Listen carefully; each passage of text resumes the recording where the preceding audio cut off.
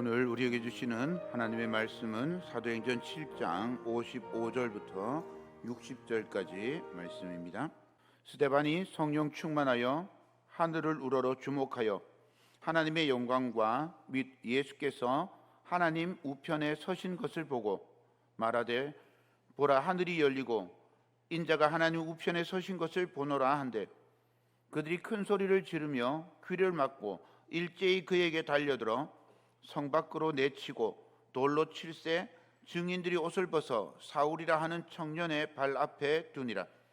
그들이 돌로 스데반을 치니 스데반이 부르짖어 이르되 주 예수여 내 영혼을 받으시옵소서 하고 무릎을 꿇고 크게 불러 이르되 주여 이 죄를 그들에게 돌리지 마옵소서. 이 말을 하고 자니라. 아멘. 주님이 늘 함께하기를 소망합니다. 오늘 예배드리는 여러분들에게 영혼이 잘되고 범사에 형통하고 강건하기를 주님의 이름으로 축복합니다. 오늘 주보에는 기록하지 않았는데 총회에서 지키는 주일로 순교 순직자 주일이라고 그렇게 부릅니다. 순교하시고 순직하신 분들을 기념하는 주일입니다. 순교라고 하는 말을 들으면 무겁고 또 멀게 느껴집니다. 그래서 늘 조심스러운 게 순교 혹은 순직이라는 말입니다. 오늘 우리가 읽은 이 스데반의 이야기는 무력하고 힘이 없어서 집단 폭력에 무참하게 죽어간 그런 슬프고 어두운 이야기가 아닙니다. 오히려 하나님의 뜻이 이루어지는 빛으로 가득한 영광의 이야기입니다. 순교라고 하는 것에 대해서 우리가 먼저 생각해야 되는 것이 있습니다. 하나는 순교는 내가 하는 것이 아니다라고 하는 사실입니다. 나는 순교할 수 없어. 저도 순교할 수 없습니다. 저 순교하라 그러면 좀 도망가고 말 거예요. 순교할 순간이 온다 싶으면 오기도 전에 벌써 도망가고 없을지도 모릅니다. 순교라고 하는 건 생각만 해도 끔찍하고 두려운 일이죠. 마태복음 26장에 보면 예수님이 고난 받으실 것을 제자들한테 말씀하십니다. 그러면서 모든 제자들이 나를 버릴 것이다 이렇게 말씀하실 때 우리의 베드로가 장담을 하면서 모두 주를 버릴지라도 저는 절대로 결탄코, 영어로 never 주님을 버리지 않겠습니다 이렇게 이야기를 합니다. 베드로를 향해서 예수님께서 말씀하시죠. 네가 닭 울기 전에 3번 나를 모른다 할 거다. 가만히 있으면 좋겠는데 베드로가 또 가만히 있지 않습니다. 아주 단호하게 대답하죠. 마태복음 26장 35절입니다. 베드로가 이르되 내가 주와 함께 죽을지언정 주를 부인하지 않겠나이다 하고 모든 제자도 그와 같이 말하니라. 베드로가 가만히 있었으면요 제자들도 가만히 있었을 거예요. 그런데 베드로가 내가 예수님과 함께 같이 죽겠습니다, 내가 죽는데 갈지라도 절대로 예수님 모른다고 안 하겠습니다 이러니까 옆에 제자들도 덩달아서 우리도 다 예수님하고 죽겠습니다 그렇게 말을 한 거죠. 그런데 일사각오로 일편단심으로 외쳤지만 실제로 사건이 일어나면 어떡합니까? 육신의 연약함은 이 다짐을 이겨내지 못합니다. 그냥 반대죠. 이 다짐은요 육신의 연약함을 이겨내지 못합니다. 결국 육신의 연약함은요, 두려움은 결국 예수님을 부인하고 도망가게 되는 거죠.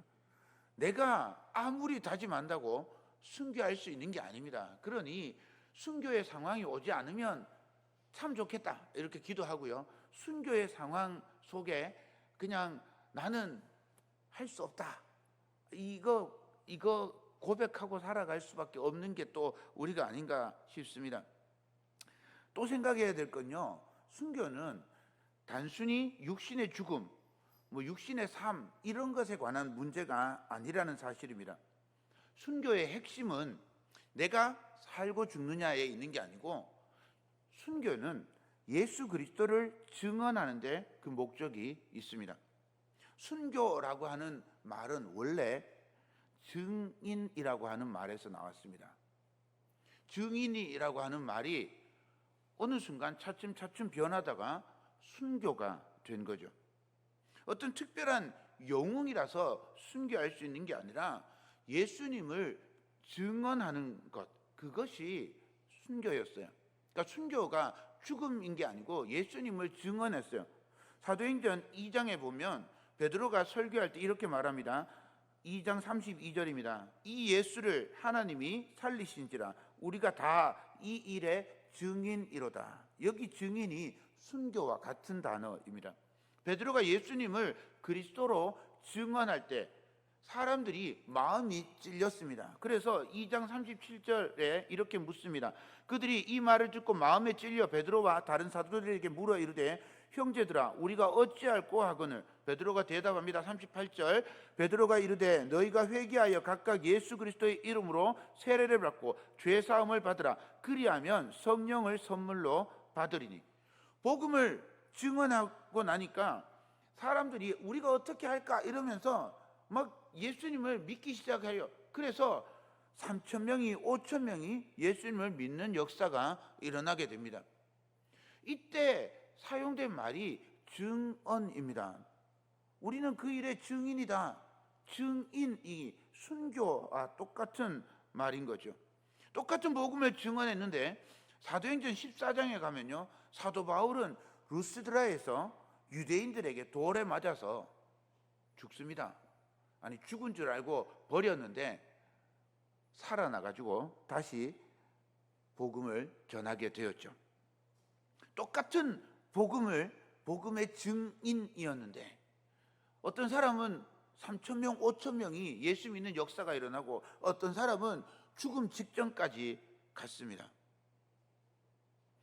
사도 바울이 로마서 14장 8절에서 고백한 것처럼 살아도 주를 위하여 살고 죽어도 주를 위하여 죽나니 그러므로 사나 죽으나 우리는 주의 것이다 라는 고백이 이 증인의 고백입니다. 순교자의 믿음은 당연히 놀랍고 존경받아야 마땅합니다. 하지만 순교하지 못했다고 좌절하거나 실망할 필요도 없습니다. 또 순교하면 무조건 믿음이 대단하고 순교하지 못하면 믿음이 적은 사람이라고 판단할 필요도 없습니다. 중요한 건 그 과정, 복음을 증언하는 과정이 중요합니다. 복음의 증인으로 살아내는 과정이 중요한 거죠.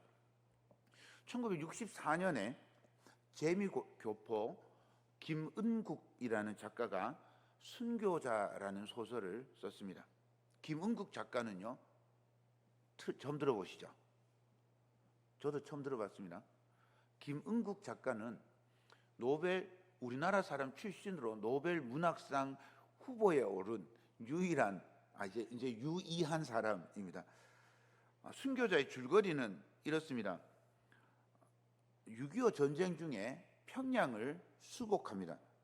그때 평양에 진주한 한국군이 이상한 얘기를 들은 거예요. 그래서 그 진상을 조사하려고 이대위라고 하는 사람하고 장대령이라고 하는 사람을 파견을 합니다.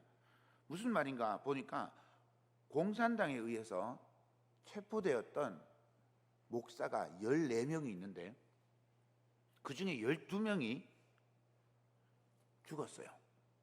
그리고 한 명은 정신병자가 되어서 나왔고 한 명은 신목사라고 하는 분인데 멀쩡하게 살아서 나옵니다. 그래서 이 장대령은 북한군의 만행으로 12명의 목사가 순교했다 이렇게 이제 만들려고 그 사건을 조사를 합니다. 그러려고 보니까 건강하게 나와 있는 신목사가 건강하진 않았는데 어쨌든 신목사가 문제가 되잖아요. 그래서 신목사는 배교자로 몰았어요. 그런데 신목사가 아무런 변명도 하지 않고 있었습니다. 그런데 그런 중에 북한군에서 포로를 한 명 잡아왔는데 이 포로가 알고 봤더니 이 14명을 고문했던 정소자라고 하는 사람이었습니다. 이 정소자를 신문하는 과정에 놀라운 사실을 알게 되었는데 이 12명의 목사, 이제 장대령이 순교자라고 만든 이 목사들이 사실은 엉엉 울면서 목숨을 구걸하고 서로 막 헐뜯고 고자질하고 비굴하게 굴다가 죽었다는 거예요. 오히려 신 목사만이 정소자 얼굴에 침을 뱉으면서 나는 절대로 공산당에 협조할 수 없다, 끝까지 저항을 했던 사람이랍니다. 정소자가 이 신 목사의 결계 믿음을 보고 놀라서 그냥 일부러 살려줬다는 거예요. 그런데 놀랍게도 신 목사는 자기가 배교자라고 손가락질 당하면서도 12명의 목사를 순교자로 추앙해 줍니다. 평양 교인들은 12명 목사의 순교를 찬양하고 용기를 내서 이 공산 치하의 고난을 견뎌냈답니다. 나중에 이대위한테 그 이유를 설명을 해주는데 평양에 있는 성도들이 공산 치하에서 얼마나 힘들고 어려웠겠어요.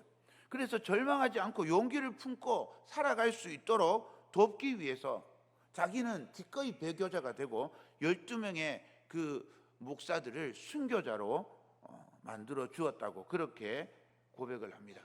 그리고 이 신 목사는 일사후퇴 때 평양에 남아서 끝까지 교인들을 돌보다가 죽고 맙니다. 김은국 작가는요, 이 순교자라고 하는 소설을 통해서 참된 순교가 단지 죽음이 아니라 고통받고 아파하는 이들을 위해서 그리스도의 사랑을 전하고 그리스도의 삶을 따르는 증인이라고 가르쳐주고 있습니다. 오늘 본문의 스데반이 그런 관점으로 보면 스데반의 죽음보다 스데반의 믿음과 증인된 삶에 더 초점을 맞추고 볼 수 있습니다. 스데반의 삶을 먼저 생각해 보십시오. 스데반은 성령 충만한 사람이었습니다. 6장 3절, 5절, 8절 그리고 7장 55절을 제가 차례대로 읽어드리겠습니다. 형제들아, 너희 가운데서 성령과 지혜가 충만하여 칭찬받는 사람 7을 택하라. 우리가 이 일을 그들에게 맡기고 온 무리가 이 말을 기뻐하여 믿음과 성령이 충만한 사람 스데반과 또 빌립과 브로고로와 니가노르와 디몬과 바메나와 유대교에 입교한 안디옥 사람 니골라를 택하여 스데반이 은혜와 권능이 충만하여 큰 기사와 표적을 민간에 행하니 스데반이 성령 충만하여 하늘을 우러러 주목하여 하나님의 영광과 및 예수께서 하나님 우편에 서신 것을 보고 그랬어요. 스데반은 성령과 지혜, 믿음과 성령, 은혜와 권능, 성령이 충만한 사람이었습니다. 충만이라고 하는 말이 계속 나오죠. 충만이라고 하는 말을 한자로 보면 가득 찬 상태를 뜻합니다. 그런데 사실 성령님이 물이 아니잖아요. 성령님이 막 이렇게 막 부어가지고 이렇게 꽉 차면 뭐 끝나고 뭐 이런 게 아닙니다. 성령님이 반쯤 찼습니다. 내 마음에 성령님이 요만큼 있습니다. 반쯤 찼습니다. 꽉 찼습니다. 뭐 이렇게 말할 수 없잖아요. 그러니까 성령에 충만하다라고 하는 말을 다른 말로 이해하면 성령께 압도되었다라는 말로 표현할 수 있을 겁니다. 또 다르게 말하면 성령님 안에 우리가 푹 잠겼다, 이렇게 생각할 수도 있습니다. 물 속에 컵이 이렇게 들어가 있으면, 컵이 물 속에 완전히 들어가 있으면 컵이 어떻게 움직여도 그냥 물 속에 있잖아요. 그것처럼 성령 충만이라고 하는 건 우리가 성령 안에 그냥 있는 것을 뜻하는 겁니다. 반대를 한번 생각해 보시면 사도행전 5장에 보면 베드로와 사도들이 복음을 전하는데 대제사장 또 사두개파 사람들이 마음에 시기가 가득했다 그럽니다. 이 가득하다라고 하는 말이 충만인데 대제사장과 사두개인들이 시기한 하는 마음에 완전히 사로잡혔다, 압도되었다, 시기하는 일에 완전히 몰두했다, 이런 의미인 거죠. 그러니 성령 충만하다라고 하는 말은 성령께 완전히 사로잡혔다, 성령께 압도되었다, 성령님과 하는 일에, 성령님과 동행하는 일에 내 모든 마음과 생각이 다 몰두되었다라고 하는 의미라고 할 수 있습니다. 또 다르게 표현해 보면 바람이 불 때 돛담배가 가는 걸 한번 상상해 보십시오. 바람을 팍 안고 돛담배가 쫙 가면 돛에 바람을 한껏 안고 있잖아요. 그 안고 있는 이 배가 빠른 속도로 움직입니다. 성령 충만이라고 하는 건 성령께 압도되어서 성령께서 원하시는 대로 움직이는 모습을 생각할 수 있습니다.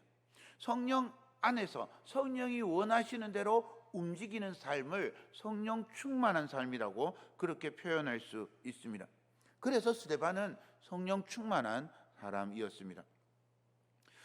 스데반의 모습 속에서 성령 충만한 사람, 복음에 증인된 사람의 모습을 생각해 볼 때 원래 스데반의 직분을 생각해 볼 수 있습니다. 원래 스데반은 집사입니다. 집사, 우리 교회 집사님 많잖아요. 집사라고 하는 말은요, 쉽게 번역하면 주방봉사하는 분이라고 번역할 수 있습니다. 조금 더 다르게 표현하면 노숙인들에게 식사 봉사하는 봉사자, 이렇게 표현할 수 있습니다. 주방봉사하는 일은 사실 어떻게 보면 작은 일이라고 할 수 있어요. 그런데 스데반은 거기에서 최선을 다했습니다. 그 자리에서 성령 충만한 사람이었습니다. 반대로 생각해 보면 주방봉사가 얼마나 중요한 일인지, 위대한 일인지 알 수 있습니다. 주방봉사하다가 성령 충만하고 주방봉사하다가 순교까지 했으니 얼마나 성령 충만한 주방봉사가 위대한 일인지 알 수 있죠. 스데반은 그래서 무슨 특별한 아주 대단한 어떤 능력을 가진 그런 사람이 아니라 우리와 똑같은 사람인 것을 알 수 있죠. 주방봉사자였는데 성령 충만해서 스데반이 성령의 인도하심, 성령의 이끌림을 받아서 복음의 증인이 되고 순교자의 자리까지 가게 되었던 겁니다. 성령 충만한 스데반은 보는 눈이 달랐습니다. 성령 충만하여서 하늘을 우러러 보는 사람이 되었습니다. 55절을 다시 읽겠습니다. 스데반이 성령 충만하여 하늘을 우러러 주목하여 하나님의 영광과 및 예수께서 하나님 우편에 서신 것을 보고 그랬어요. 스데반은 지금 돌멩이가 날아들고 정신이 없는데 머리를 숙이고 온몸을 감싸도 부족한데 하늘을 향해서 고개를 들고 날아드는 돌을 그대로 맞고 있습니다. 하늘을 보면 구름 몇 점 떠 있고 새들 날아다니고 그냥 파랗습니다. 그런데 성령 충만한 사람은 그 파란 하늘, 구름이 떠 있고 새가 날아다니는 그 하늘을 보는 게 아니라 눈에 보이는 그 하늘 너머를 바라봅니다. 날아드는 돌멩이도 자신을 죽이려는 사람들도 파란 하늘도 아니라 하나님의 영광, 보좌에 서서 영접하시는 예수 그리스도를 보았던 것입니다. 믿음은 현실 너머를 보는 힘입니다. 히브리서 11장에 등장하는 믿음의 선진들은 순교자의 신앙을 보여준 모범입니다. 이 사람들은 모두 이 땅에 살지만 더 나은 본향, 하늘에 있는 것을 보고 사모했다라고 기록해 주고 있습니다. 히브리서 11장 16절입니다. 그러나 이제는 더 나은 본향을 사모하니 곧 하늘에 있는 것이라. 이러므로 하나님이 그들의 하나님이라 일컬음 받으심을 부끄러워하지 아니하시고 그들을 위하여 한 성을 예비하셨느니라. 믿음의 사람들은 이 땅에 살고 있지만 이 땅이 아니라 하나님의 나라를, 하늘을 바라보고 사는 사람들이었습니다. 스데반이 겁이 없거나 담대해서 당당하게 죽음을 맞이한 게 아닙니다. 스데반은 하늘이 열리고 하나님을, 예수님을 보았습니다. 본 사람은 두렵지 않습니다. 지금 날아오는 돌보다 더 놀라운 하나님의 영광과 하나님의 나라를 보았기 때문입니다. 하나님의 영광이 압도되어서 죽음을 가볍게 여길 수 있게 된 겁니다. 성령이 충만하여서 성령의 일하심에 자기 자신을 맡길 수 있었습니다.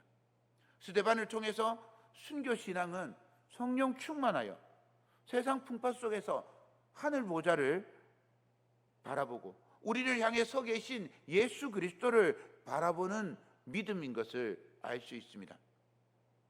또한 스데반은 성령이 충만하여서 그리스도를 본받아 살게 되었습니다. 59절과 60절입니다.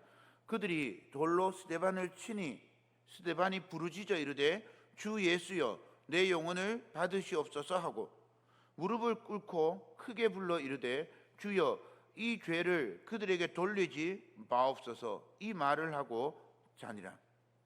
누가복음 23장에 예수님께서 십자가 위에서 하신 말씀과 똑같은 말을 하고 있습니다. 예수님을 닮아서 용서할 수 있게 되고 예수님을 닮아서 영혼을 주님께 맡길 수 있었습니다. 사실 돌에 맞으면 정신이 하나도 없습니다. 아무 생각이 들지 않아요. 중학교 때 제 고향 풍기에 금선정이라고 하는 예쁜 정자가 있어요. 그 금성전에 다리가 하나 있습니다. 높이가 한 10m, 제 마음에 어릴 때 마음에 10m, 지금 생각해 보면 한 7m 뭐 이 정도 된 것 같아요. 그런데 그 바위 옆에 다리 옆에 바위가 하나 있습니다. 그리고 소나무가 그 바위하고 이렇게 물려서 막 자라서 아주 그 그림 같은 그런 바위예요. 거기가 한 3m 됩니다. 거기서 그냥 뛰어내려도 괜찮은데 세상에 머리로 탁 다이빙을 한 거예요. 옛날에는 어릴 때 그런 데서 다이빙을 한번 하고 나면 무용담이 돼. 내가 3m, 사실은 3m인데 내가 5m에서 뛰내렸다. 자전거 타고 가다가 그 7m 다리 위에서 그냥 뛰어요. 제 친구들은. 저는 겁나서 그거 못하는데 그 7m 다리 위에서 뛰는데 밑에 소가 뭐 넓으냐 하면 그렇지도 않아요. 한 3m?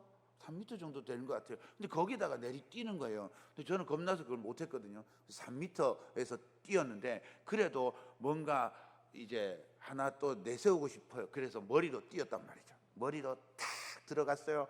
들어가는데 갑자기 물속에서 폭탄 터지는 소리가 나는 거예요. 쾅 하는 거예요.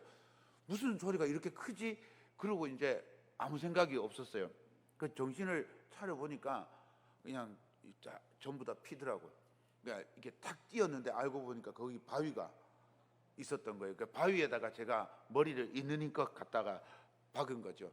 바위로 머리를 한번 깨보려고 그러다 제 머리만 깨졌습니다. 아, 돌에 맞으면 이렇겠구나 하는 생각이 아무 생각이 없어요. 내가 물 밖에 어떻게 나왔는지 몰라요. 그냥 물속에 팍 들어간 것만 기억이 나고 쿵 소리가 났는데 아무 기억도 없어요. 그냥 피바다가 되어 있는 거죠. 그 스데반이 한 번도 아니고 죽을 만큼 돌에 맞았어요. 어떻게 그 속에서 자기를 돌로 치는 이들을 용서하고 영혼을 예수님께 부탁할 수 있었을까요? 사람의 힘으로는 할 수가 없습니다. 성령의 충만함으로만 그렇게 할 수 있었을 겁니다. 우리의 의지나 힘으로는 할 수 없지만 성령 충만한 사람은 예수님을 닮아갈 수 있습니다. 사랑하는 여러분, 스데반은 특별한 사람이 아니었습니다. 주방 봉사자였죠. 헬라파 과부들의 밥을 챙기는 그 자리에서 열심을 다해서 섬겼던 사람입니다. 그런데 그 자리에서 성령과 지혜가 충만했습니다. 그 충만함이 그를 식탁에서 공회에서 하늘 문 앞으로 이끌었습니다. 돌이 날아오는 그 자리에서 고개를 들어서 하늘을 우러러보고 하나님의 영광을 보좌에서 일어나 영접하고 계시는 예수님을 보았습니다. 본 사람은 두렵지 않습니다. 날아오는 돌보다 더 크신 분을 보았기 때문입니다. 돌에 맞으면서도 원수를 위해 기도했습니다. 사람의 힘으로는 불가능하지만 성령이 충만한 사람이 예수님을 닮을 수 있기 때문입니다. 오늘 순교, 순직 말씀드리지만 순교하라고 말씀드리는 게 아닙니다. 베드로도 그렇게 다짐하지만 닭 울기 전에 3번 부인했습니다. 순교는 내가 결심한다고 되는 일이 아닙니다. 하지만 명확한 사실 하나는 우리가 알 수 있습니다. 성령 충만을 구하십시오. 성령께서 충만하면 우리가 지금 선 자리가 주방이든 논밭이든 병원 침대든 상관이 없습니다. 성령 충만하면 보는 눈이 달라집니다. 날아오는 돌보다 크신 주님을 바라보게 됩니다. 내가 할 수 없었던 용서를 할 수 있게 됩니다. 순교자는 증인입니다. 우리 각자의 자리에서 예수 그리스도를 증언하며 사는 것, 그것이 순교자의 신앙입니다. 살아도 주를 위하여 살고 죽어도 주를 위하여 죽나니 사나 죽으나 우리는 주의 것입니다. 사도 바울의 이 고백이 저와 여러분의 고백이 되기를 간절히 축원드립니다.